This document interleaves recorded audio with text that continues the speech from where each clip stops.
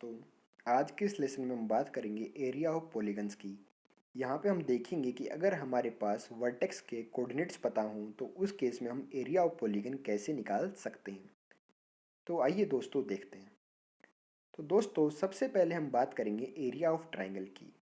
तो दोस्तों हमारे पास एक ट्राइंगल अवेलेबल है, ट्राइंगल ए बी सी, जिसमें वर्टेक्स ए के कोऑर्डिनेट है x1, y1, वर्टेक्स बी के कोऑर्डिनेट है x2, y2 और वर्टेक्स सी के कोऑर्डिनेट्स हैं x3, y3। अब हमें इस ट्राइंगल का एरिया निकालना है। तो दोस्तों इस ट्राइंगल का एरिया हम निकाल सकते हैं आसानी से बस इस फॉर्मूले को यूज करके। ट्राइंगल का फॉर्मूला क्या है? Area equals to half determinant, पहले कॉलम में आप रख दीजिए x की सारी वैल्यूज x1, x2, y3, दूसरे कॉलम में आप रख दीजिए y1, y2, y3 और तीसरा कॉलम में 1, 1, 1। आप इस डिटर्मिनेंट को सोल्व कर लीजिए। डिटर्मिनेंट को सोल्व करना आपने सीखा ही है, तो आपके पास इसका आंसर आ जाएगा। ठीक, या फिर हम इसे और दूसरे मेथड से कर सकते हैं। दूसरे मेथड में इसको लिखने का तरीका अलग है। दूसरे मेथड में हमारे पास क्या आएगा? Area area equals to half of determinant x1, पहले कॉलम में क्या लिखने हैं x1, x2, x3, x की सारी वैल्यूज रख दी और फिर आप वापस से शुरू करने के लिए क्या करेंगे? जो इनिशियल वैल्यू थी x1, यही काम हम दूसरे कॉलम में y के लिए करेंगे। पहले y की सारी वैल्यूज रख दी y1, y2, y3 और फिर लास्ट में क्या रखेंगे? y1, जो कि क्या थी? उसकी इनिशियल वैल्यू। ठीक, ये काम हमने यहाँ पे कर दिया। अब इसके बाद आप बोलोगे कि भैया इसको सोल्व कैसे करें? लिख तो दिया हमने, हमें तो आंसर चाहिए, इसको सोल्व कैसे करें? तो इसको सोल्व करने का सिंपल सा तरीका है। आप देखिए मेथड क्या है।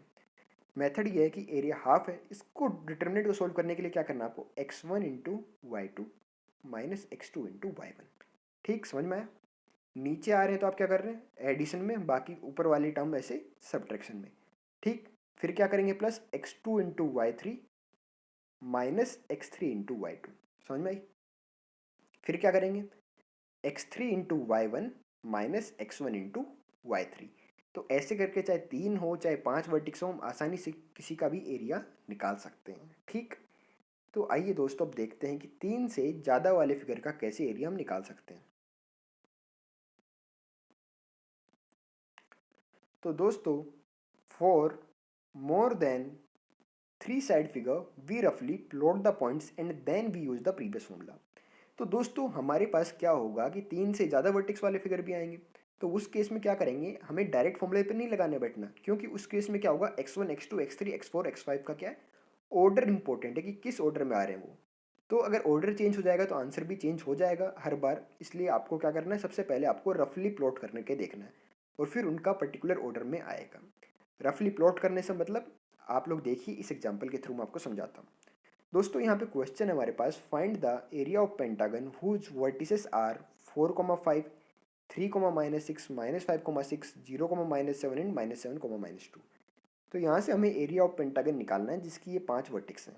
तो दोस्तों हमें करना क्या है? सबसे पहले इन वर्टेक्स को रफली प्लॉट कर लेना है।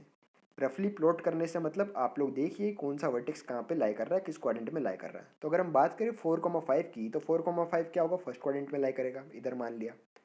3,-6 ये क्या होगा? फोर्थ क्वाड्रेंट में लाई करेगा, क्योंकि एक्स पॉजिटिव है वाई नेगेटिव है। 3,-6 यहाँ लाई करेगा। थर्ड पॉइंट क्या? -5,6, -5,6 -5,6 कहाँ पे लाई करेगा? सेकंड क्वाड्रेंट में, क्योंकि एक्स नेगेटिव है वाई पॉजिटिव है।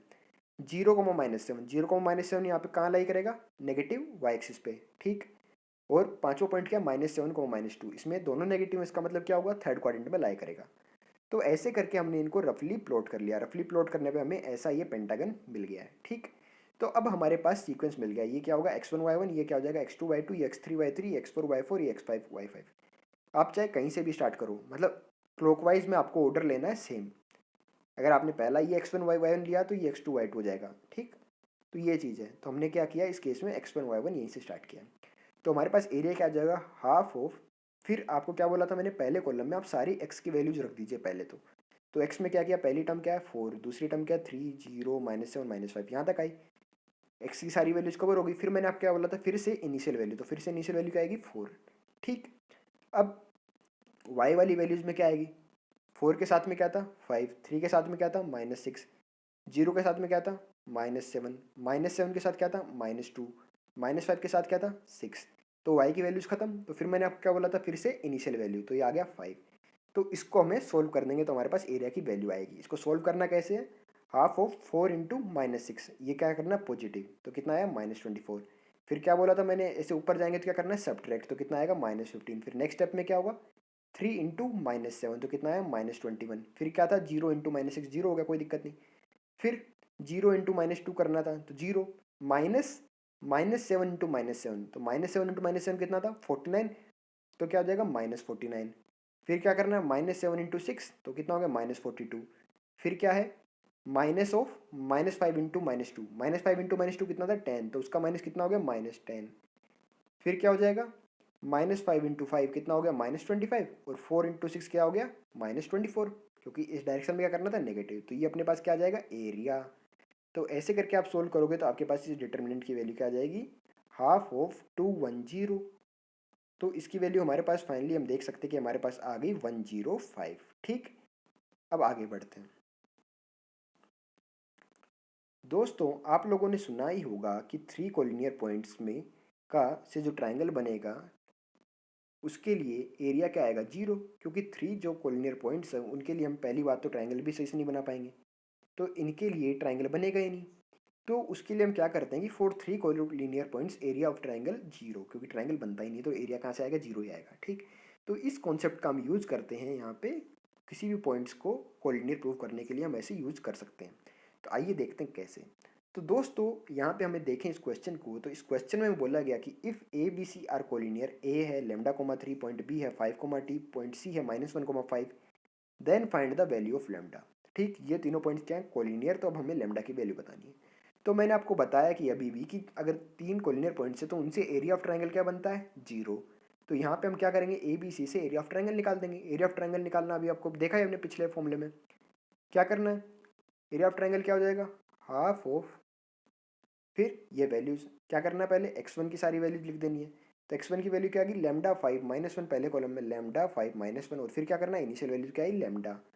ठीक, ऐसे ही क्या करना है, पहले y की सारी वैल्यूज प्लॉट कर देनी है। तो y की वैल्यूज क्या आएंगी, 3 2 5, 3 to 5, और फिर क्या करना है, फिर से इनिशियल वाली वैल्यू 3 इक्वल्स टू 0। तो ये चीज़ हमारे पास 0 आई। तो यहाँ पे हमारे पास आया, इसको आप करोगे तो क्या आएगा, 2 लैम्डा। फिर यह क्या करना था, -15, फिर क्या करना है, 5 इंटू 5 25, माइनस ऑफ -2 तो क्या हो गया, +2। फिर क्या होगा, -1 इंटू 3 -5 लैम्डा इक्वल्स टू 0। तो जब आप इसको सोल्व करोगे तो आपको मिल जाएगा, क्या मिल जाएगा आपको, कि -3 लैम्डा +9 इक्वल्स टू 0। तो इसका मतलब आपको मिल जाएगा कि लैम्डा इक्वल्स टू 3। सिंपल सी चीज़। तो ऐसे करके लैम्डा की वैल्यू निकाल सकते हैं। तो इस टाइप के क्वेश्चन हमसे पूछे जा सकते हैं। तो आपको याद रखना चाहिए कि ऐसे वर्टेक्स देके आपको बोला जाए कि point A B C collinear है, तो आपको बताना है क्या है। ठीक, या फिर आप क्या कर सकते हो, दूसरा फॉर्मूला यूज कर सकते हो। दूसरा यह है कि ए बी सी अगर कोलिनियर है तो ए बी और बी सी लाइन का स्लोप सेम होगा, तो आप उसमें से स्लोप वाला फॉर्मूला यूज करके कर सकते हो। ठीक, y2 - y1 अपन x2 - x1 वाला, तो वहाँ से भी आपको लेमडा की वैल्यूज मिल जाएगी।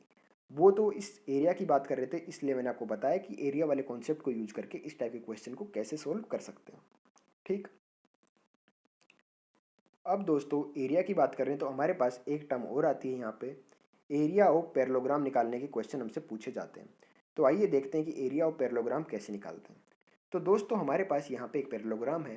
तो पैरेललोग्राम में आपको पता है कि जो आमने सामने वाली साइड्स होती हैं वो क्या होती हैं, पैरेलल। तो हमने बोला कि ये लाइन अगर हमारे पास है y इक्वल्स टू m1x+c1, तो ये वाली लाइन क्या हो जाएगी, y इक्वल्स टू m1x+c2, क्योंकि लाइन पैरेलल होनी चाहिए। तो ऐसे ही अगर ये वाली line y equals to m2x+d1 है, तो ये वाली लाइन क्या हो जाएगी, y इक्वल्स टू m2x+d2। तो ये हमारे पास लाइन है इसकी। तो दोस्तों पैरेललोग्राम के लिए जो एरिया हमारे पास निकल के आता है, तो वो हमारे पास आता है area equals to mod of c1 - c2 into d1 - d2 अपन में m1 - m2, c1 - c2 into d1 - d2 अपन में m1 - m2, जहाँ पे m1 m2 क्या है, स्लोप्स। ठीक, तो ये हमारे पास एरिया का फॉर्मूला आता है। इस फॉर्मूले को यूज़ करने में करते टाइम बस आपको ये ध्यान रखनी चाहिए कि यहाँ पे y है, तो हमें पहले इक्वेशंस को y की फॉर्म में ही कन्वर्ट करना पड़ेगा। ये नहीं कि आपने 2y पे डायरेक्ट फॉर्मूला लगा रहे हैं c1 c2, तो आपका आंसर गलत हो जाएगा। तो सबसे पहले ज़रूरी है कि हम उनको सिंपलेस्ट फॉर्म में रिड्यूस करें, उसके बाद ये फॉर्मूला लगाएं। ठीक, आइए देख लेते हैं एक न्यूमेरिकल, उसके जरिए आप समझ जाएंगे कि मैं क्या कहना चाह रहा हूँ आपसे। तो दोस्तों यहाँ पे हमें बोला गया कि find the area of parallelogram whose sides are given by 4x - 5y + 1 = 0, x - 3y - 6 = 0, 4x - 5y - 2 = 0 and 2x - 6y + 5 = 0। तो ये चार साइड्स हैं। तो सबसे पहले मैंने आपको क्या बोला कि आपको n को सिंपलेस्ट फॉर्म में रिड्यूस करना है। तो पहली इक्वेशन हमारे पास क्या थी, 4x minus 5y plus 1 equals to 0। तो यहाँ पे हमने इसको क्या लिख सकते हैं, y equals to 4/5x plus 1/5। ये क्या होगी इसकी सिंपलेस्ट फॉर्म। तो ये हमारी होगी L1 इक्वस टू 0। ये हमारी पहली लाइन होगी। ऐसे अगर हम बात करें दूसरी लाइन की, तो दूसरी लाइन क्या थी, x माइनस 3y माइनस 6 इक्वस टू 0। तो यहाँ से y की वैल्यू क्या आ गई, y equals to x/3 minus 2। ठीक, तो ये होगी अपनी L2 लाइन। अब अगर हम बात करें थर्ड लाइन की, थर्ड लाइन क्या है, 4x minus 5y minus 2 equals to 0।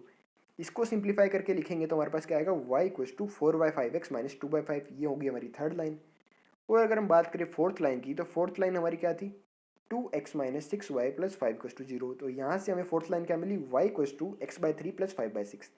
तो हम देख सकते हैं दोस्तों स्लोप से ही कि जो ये फर्स्ट लाइन और ये थर्ड लाइन ये आपस में पैरेलल थी, और ये सेकंड और फोर्थ लाइन आपस में पैरेलल है। ठीक, तो फॉर्मूले की अगर हम बात करें C1 C2 की यूज़ करें, तो पहली लाइन में हम बोल सकते हैं कि ये C1 है हमारा 1/5, C2 अपना है माइनस 2/5। अगर D1 D2 की बात करें, तो D1 D2 हम कह सकते हैं कि D1 अपना है -2 और D2 अपना है 5/6। ठीक, ये चीज़ है। तो दोस्तों एरिया का फॉर्मूला क्या था, एरिया का फॉर्मूला है C1 minus C2 into D1 minus D2 अपन में M1 माइनस M2। ये चीज़ थी हमारी। तो एरिया के क्या हो जाएगा अपना, C1 माइनस C2। C1 की जगह क्या था 1/5, C2 की जगह कितना था -2/5। तो C1 माइनस C2 की वैल्यू क्या आएगी 1/5 plus 2/5। D1 minus D2, D1 की वैल्यू कितनी -2 और D2 की वैल्यू कितनी थी 5/6। तो D1 माइनस D2 करेंगे तो क्या आएगा -2 माइनस 5/6 अपॉन में M1 माइनस M2। तो M1 क्या था, पहली लाइन का स्लोप कितना था 1/3, M2 कितना था 4/5। ठीक, ये दो लाइन्स आपस में M1 M2 आप किसी का बोल दो। तो हमारे पास ये फॉर्मूला निकल के आ गया, क्योंकि लास्ट में लेनी है डिटर्मिनेंट वाली वैल्यू। तो अपना आंसर लास्ट में आप सोल्व करके देखोगे तो आएगा 15/14। तो दोस्तों इस हिसाब से हम पैरेललोग्राम के क्वेश्चन कर सकते हैं। सिंपल है एरिया निकालना, बस आपको ध्यान रखना है कि आपको ऐसे सिंपलेस्ट फॉर्म में रिड्यूस कर लें, वरना आंसर गलत हो जाएगा। ठीक, तो दोस्तों मैं उम्मीद करता हूँ कि आपको ये लेसन समझ में आया होगा। आप एरिया निकालना आप आसानी से सीख गए होंगे वर्टेक्स की हेल्प से। तो दोस्तों अगर आपको ये वीडियो अच्छा लगा तो प्लीज़ इस वीडियो को लाइक करिए, और अगर आप हमारे चैनल पर नए हैं तो हमारे चैनल को सब्सक्राइब करिए, ताकि आने वाले लेसन्स की अपडेट आपको मिलती रहे। Thank you friends.